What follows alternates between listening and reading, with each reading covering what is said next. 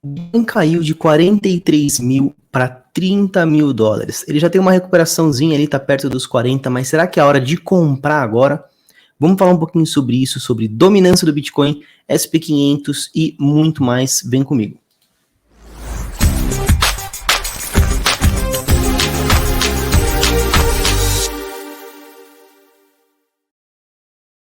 Saudações, sejam todos muito bem-vindos a mais um vídeo da Apollo Trade. Eu sou o Léo Gravina, faço parte da equipe de analistas aqui da Apollo e no vídeo de hoje a gente vai falar um pouquinho do Bitcoin. Vamos mostrar vários gráficos, teorias, coisas que com certeza vocês não viram em outro lugar aí.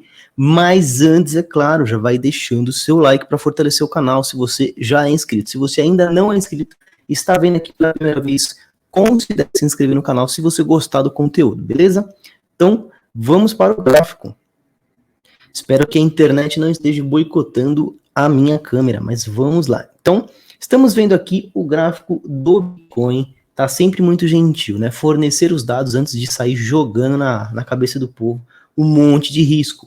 Bitcoin / dólar americano, estamos no gráfico com os dados fornecidos pela Bitstamp e a plataforma que eu uso é a plataforma do TradingView. A gente está na escala logarítmica, ou seja, a gente está medindo aqui porcentagem, e estamos com o time frame diário, ou seja, cada barrinha dessa aqui significa um dia, beleza?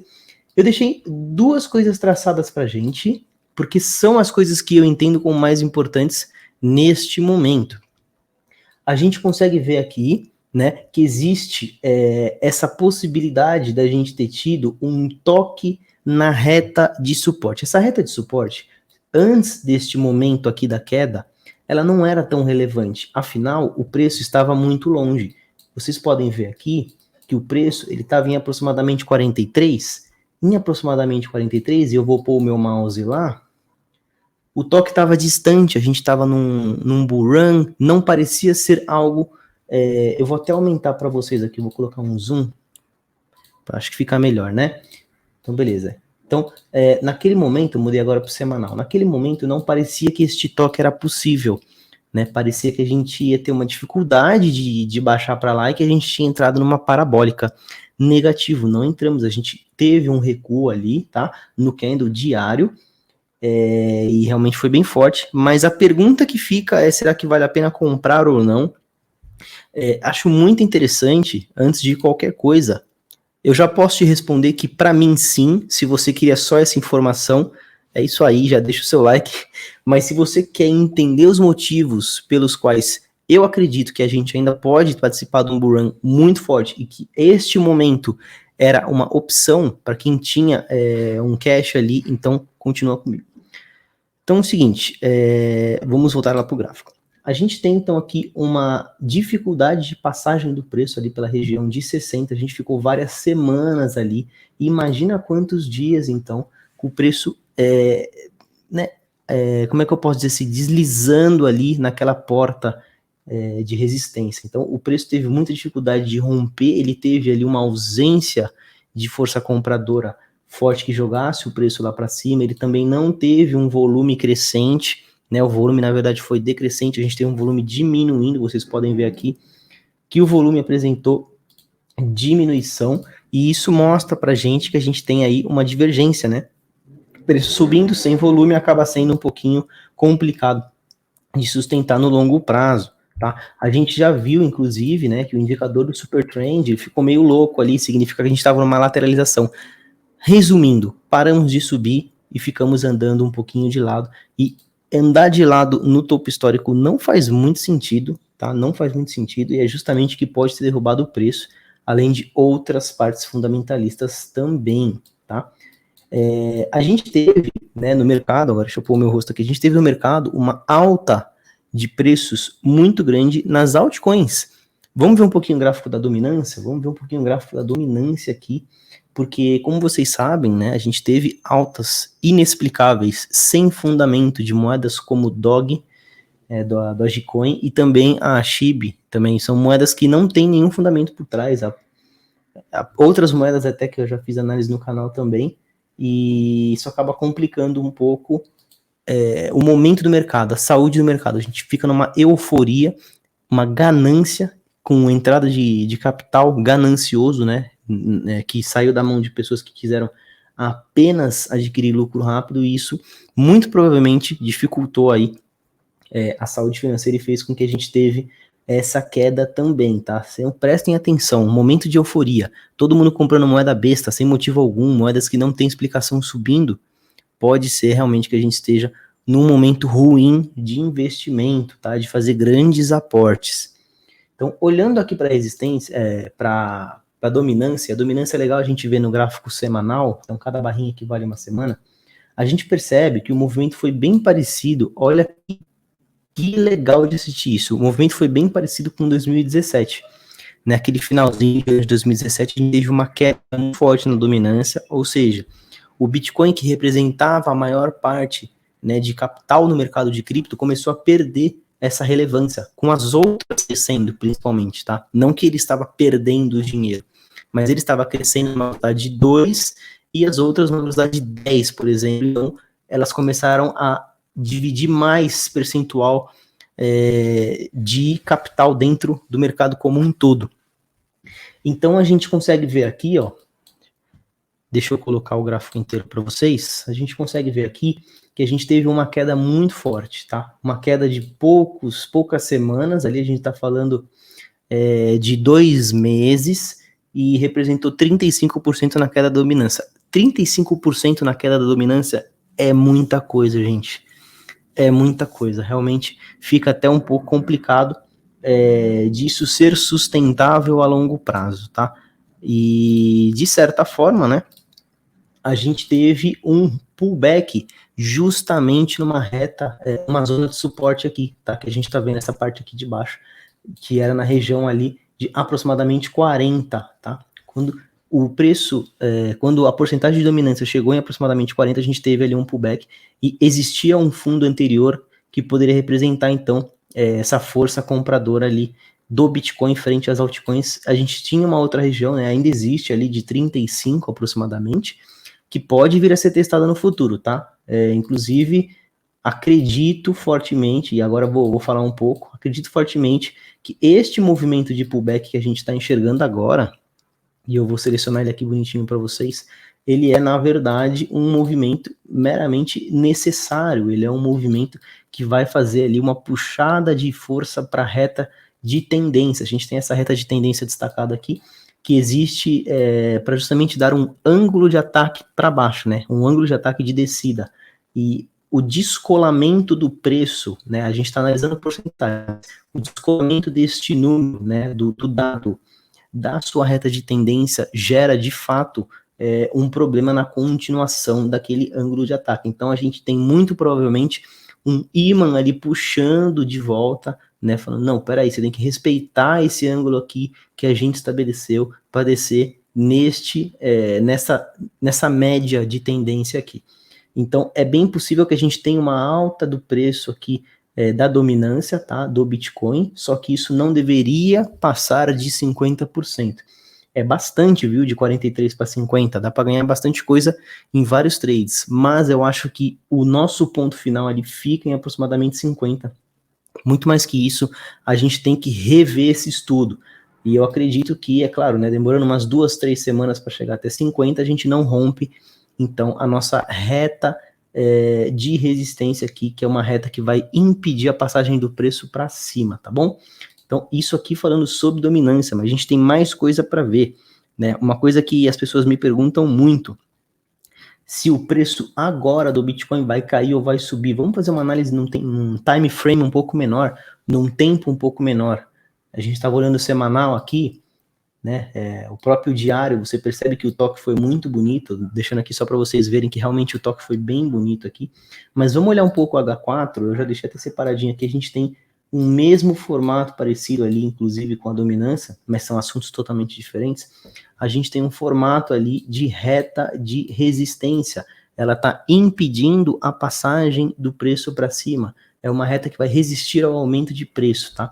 É claro, a reta é sempre formada por 2 ou mais pontos. A gente tem esse ponto inicial ali no 12 de maio, um ponto secundário ali no dia 16 de maio, e até então a gente pode considerar um terceiro aqui, uma aproximação, um quarto talvez aqui no dia 20 de maio, o mais importante para você saber dessa reta é que ela está com muita força de atração. Você vê que o preço, ele realmente está ficando perto da reta.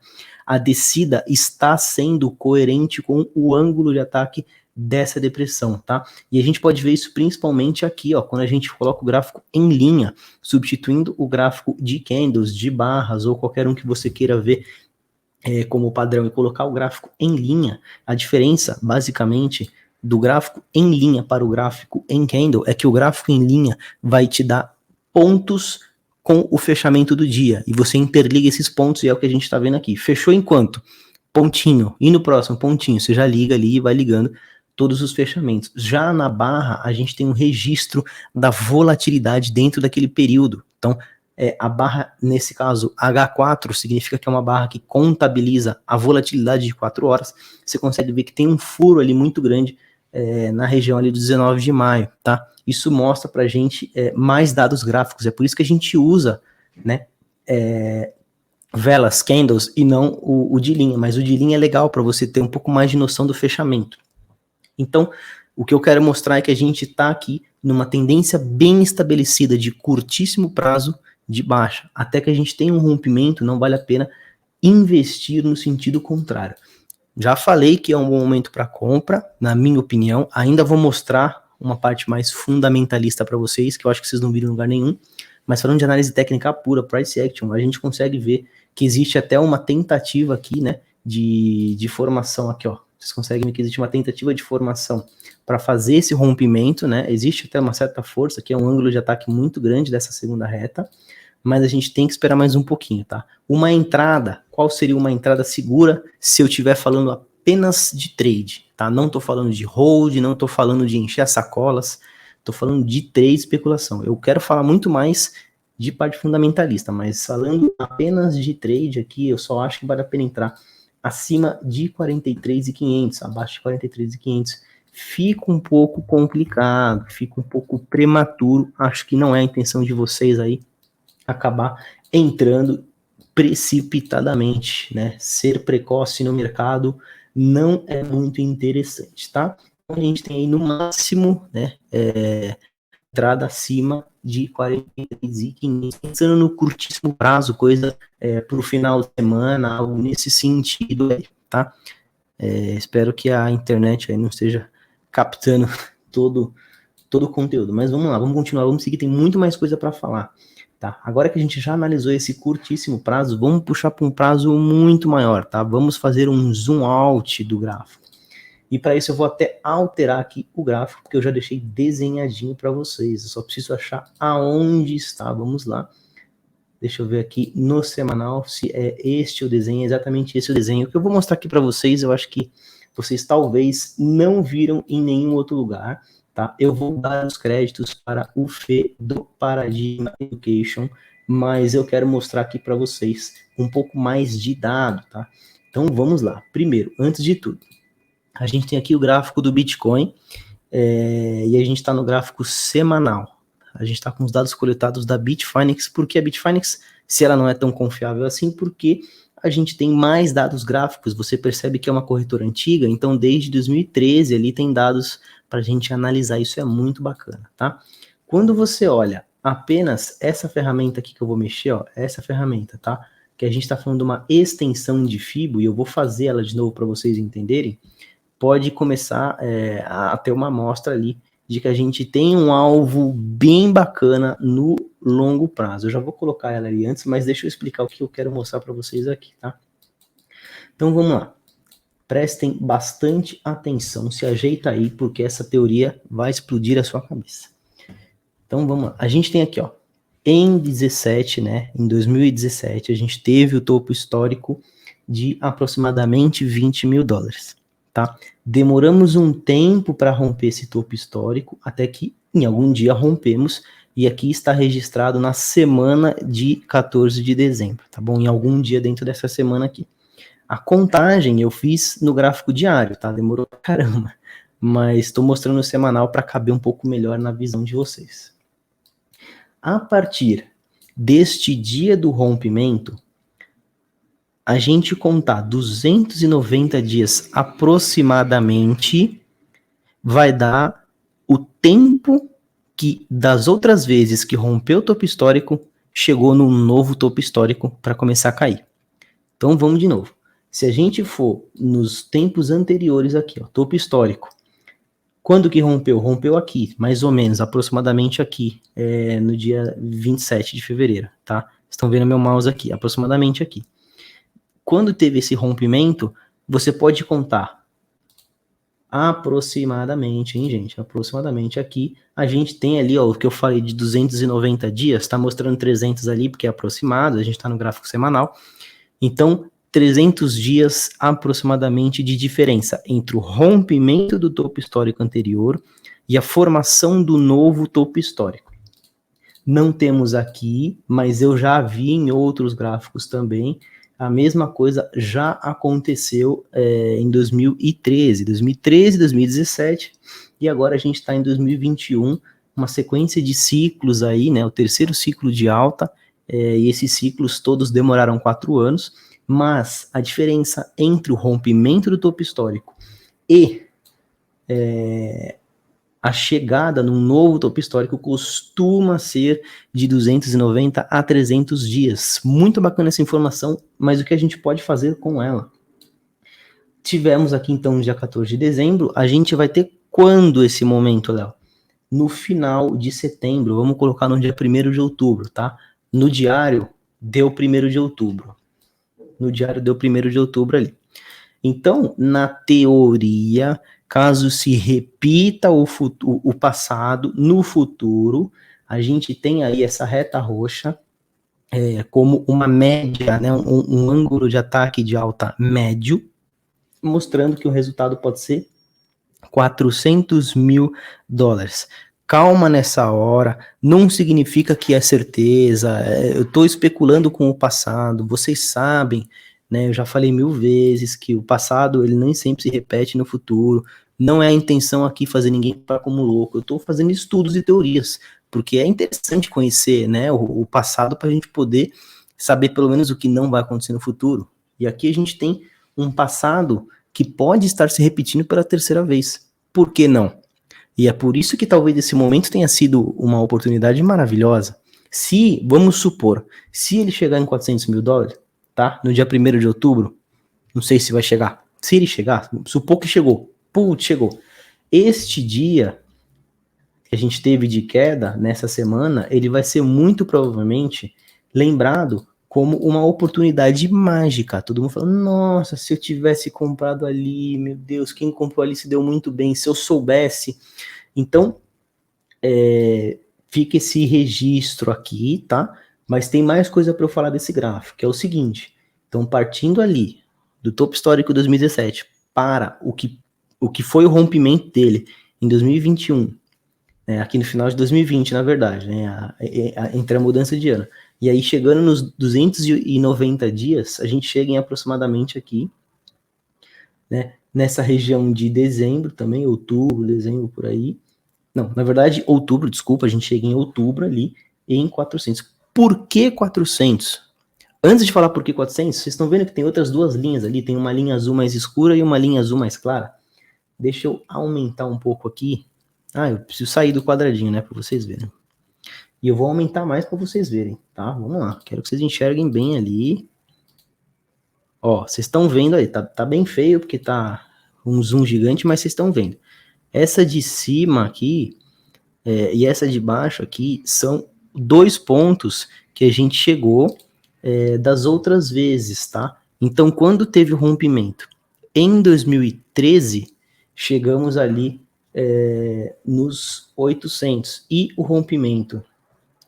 Em 2017, chegamos nos 300. Se a gente partisse do ponto 20 mil, teríamos chegado nesses 2 valores aí, tá? Então, isso aqui eu não estou inventando, né? Isso aqui é percentual. Eu peguei o percentual de alta, tá? Do rompimento até o topo histórico, e dos últimos 2 ciclos chegou em 800 mil ou 300 mil. É uma diferença considerável, né? Mais do que o dobro, mas os 2 são bons ciclos de altas aí. Inclusive, bem interessante, porque 400 mil seria o deste ciclo, deste terceiro ciclo.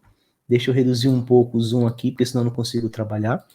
Beleza, e por que que seria? Vamos pegar a ferramenta ali, que eu falei que eu ia usar, é a extensão Fibonacci. Com a extensão Fibonacci, a gente vai pegar, deixa eu pegar ela aqui, a gente vai pegar a extensão Fibo, vamos pegar aqui este fundo de 2015, tá, que foi formado após o topo de 2013, clico uma vez na extensão, e eu vou jogar até o topo de 2017. Este foi o tamanho da alta inteira, tá? Isso não é necessariamente o bull run, é só o tamanho da alta. Clicando aqui, agora a gente tem o segundo clique, vamos para o terceiro clique, que vai ser no fundo, aqui ó, após o topo histórico. Clicamos nesse fundo, pronto, a gente chega no valor de 390, deixa eu dar um zoom aqui de novo, 390 mil dólares, tá? Acho que tá bem difícil de visualizar, mas vocês podem confiar em mim. Aqui, então, a extensão de Fibo vai dar os 390 mil dólares, tá? É por isso que eu enxergo, ficou bem confuso aqui, tá? Mas é por isso que eu enxergo essa possibilidade da gente, de fato, entregar uma alta bem consistente. Agora dá para ver bem bonitinho, tá? Aqui tem o segundo toque, o primeiro, quer dizer, o terceiro, e aí sim a gente traça aqui este alvo, tá? E esse alvo tá dando ali em aproximadamente 390, depende ali da formato que eu mexo um milímetro aqui, a gente tem uma mudança. Então, este alvo está sendo uma projeção de Fibonacci, tá? É bem difícil encontrar alguém que não acredita nos alvos de Fibonacci em cripto, porque a gente tem bastante uso por várias pessoas. Tá, vários analistas, pessoas competentes, Fausto Botelho, André Machado, Stormer, enfim. Então, realmente é uma coisa bastante usada e tem essa possibilidade aí da gente estar chegando nesse valor de 400 mil dólares até outubro. É difícil, tá, de levantar essa bandeira, eu não estou dizendo que vai, mas existe esse estudo aqui, saiba que existe esse estudo aqui, tá bom? Tem mais um detalhe que eu quero mostrar para vocês, que é o SP500, né? A gente tem, então, a Bolsa Americana. Deixa eu ver qual dos dois aqui. Tá, esse aqui eu fiz um estudo gigantesco sobre a Bolsa Americana. Tem aqui todos os anos e a alta que ela teve, tá? Desde aquele crash de 2018. Deixa eu deixar bem enquadradinho aqui, bonitinho para vocês. Beleza. E esse estudo mostra que a gente tem aí um quantitative easing, né, uma injeção de dinheiro muito alta, que pode trazer, finalmente, a queda que a gente tanto espera no mercado tradicional, né? Quem investe em cripto, pelo menos a maioria, acredita ali que toda essa alta foi inflada, ela foi gerada por expansão da base monetária. Então, pessoas com mais moedas compram a mesma coisa, com mais moedas. Então, se você comprava um pão com $1, agora você precisa de $3 para comprar o mesmo pão. Por que que as ações não subiriam também, né? Subiu tudo, inclusive as ações. Então, se a ação da Tesla custava $10, agora custa 30, é um exemplo. Então, esse aumento exagerado aí pode ter suas consequências. O grande X da questão é que, neste momento, a gente ainda continua tendo uma expansão da base monetária. É uma medida extraordinária que pode se tornar ordinária, que pode se tornar corriqueira e constante, né? A gente tem o Biden ali imprimindo bastante dinheiro, então pode ser que isso aqui venha a trazer consequências para a gente em cripto. Vocês acham que se o preço das ações caísse, o preço de Bitcoin e criptoativos ia ficar estável? Eu realmente acho que não. Tá? Então, é possível que haja uma coincidência da queda do novo topo histórico do Bitcoin, que pode ser 400 mil. A gente está indo longe demais na teoria, tá? Mas o próximo topo histórico do Bitcoin. A partir dele, a queda pode ser levada ali, pode ser grave, né? Mas pode ser levada pela queda do mundo inteiro, né? Dos ativos do mundo inteiro e uma eventual crise. E eu não acho que essa crise esteja tão perto ao ponto desse ano, mas aí são dados que eu estou munindo vocês e vocês tirem suas próprias conclusões, mas é interessante você ver que toda essa expansão aí traz uma retração, pelo menos até essa região aqui de 2.100, mais ou menos, pontos lá no SP500, tá? Então fica aí essa ressalva para vocês também. E o último ponto que eu queria responder e abordar aqui com vocês, sendo que eu já vi tudo que eu anotei aqui bem bonitinho. Agora, uma conversa um pouco mais fundamentalista, é o seguinte, né? Todo mundo pergunta sempre, e eu recebo muitas perguntas no privado, né? O preço vai subir ou o preço vai cair, né? A gente vai ter uma alta de preço ou não? Agora, o Bitcoin de fato não vai mais cair? É claro que eu não sei essa resposta, né? Eu adoraria poder dizer isso para vocês. Inclusive, eu movimentaria caminhões de dinheiro se eu tivesse essa resposta. E pararia de fazer os vídeos porque eu ia viver lá em Bahamas, enfim. Então, eu não tenho essa resposta e eu vou dizer para vocês, isso não importa. Não importa se o preço vai cair ou se o preço vai subir. O que importa é o que você vai fazer, se ele cair ou se ele subir. Então, se posicione da forma correta, coloque os seus stops, coloque as suas ordens de entrada de uma maneira que, independente do que aconteça, independente do que eu acho, independente do que você acha, você vai ter lucro da mesma forma. Então, a pergunta errada pode te gerar uma perda de capital. Então, faça a pergunta certa. A pergunta certa não é se o preço vai cair ou vai subir. A pergunta certa é o que eu devo fazer caso ele caia ou o que eu devo fazer caso ele suba. E aí eu mostrei para vocês justamente no vídeo que caso ele suba, a entrada em 43.500, tá?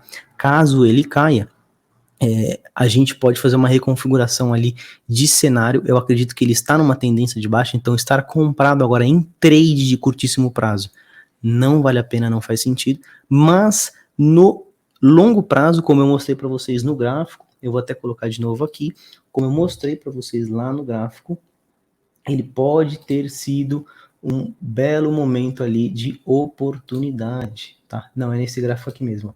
Pode ter sido um belo momento de oportunidade, tá? Se isso de fato se concretizar, não sabemos e nem importa se vai ou não, tá? O que importa é o que você vai fazer caso isso aconteça ou caso isso não aconteça. Então, fica essa lição aí para vocês, tá? Façam a pergunta certa para vocês mesmos e para os outros, para vocês conseguirem ter os resultados positivos, beleza? Então é isso. Se você gostou, deixa o seu like. Espero que você tenha curtido. Comenta aí embaixo a análise que você queira de algum criptoativo que a gente faz para vocês. Muito obrigado e até a próxima análise ou um próximo vídeo. Tchau, tchau.